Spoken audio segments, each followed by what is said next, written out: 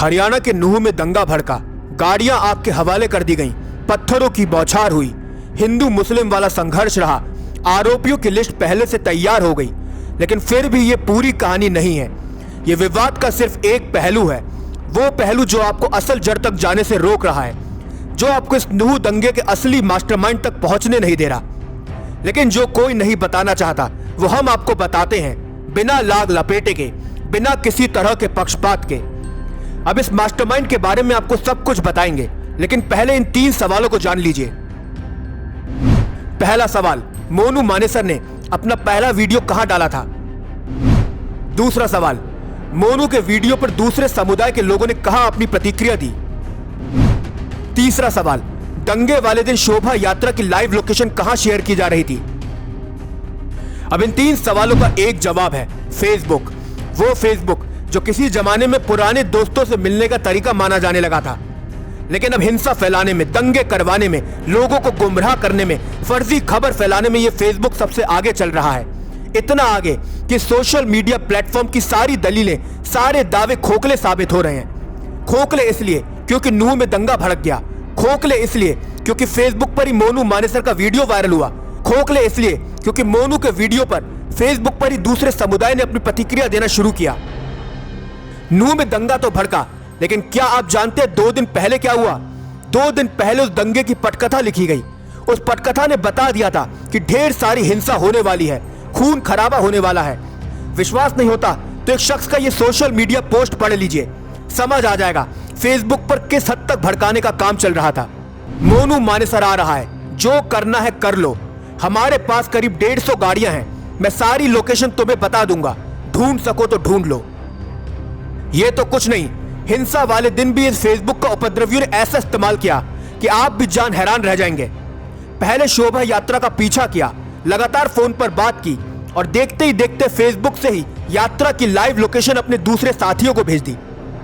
इससे हुआ क्या, जहां जहां से यात्रा निकली वहां हिंसा करने वाले पहले से तैनात रहे और इसी वजह से दंगे भड़क उठे। अब यह तो फेसबुक की सच्चाई बताने के लिए सिर्फ एक उदाहरण था।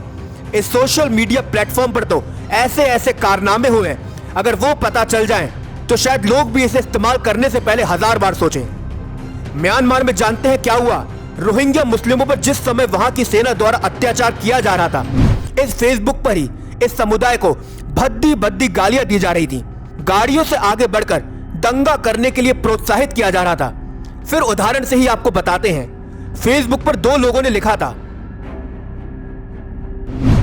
पहली पोस्ट, हमें इन लोगों से उस तरह से लड़ना चाहिए जैसे हिटलर ने यहूदियों का मुकाबला किया था।